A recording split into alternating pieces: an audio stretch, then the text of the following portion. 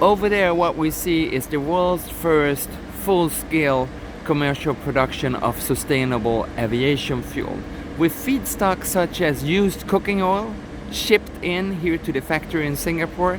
The sustainable aviation fuel to the tune of 500,000 tons per year, starting in the beginning of 2023, is going to be shipped out to major airports around the world where it replaces fossil fuels. And because of using used cooking oil and other sustainable renewable fuels, this has a very low carbon impact. And it gets even lower because part of the carbon dioxide is already now taken out of the process, stored as carbon capture and storage, as required for the future by the Singapore government and already happening now at the Neste factory.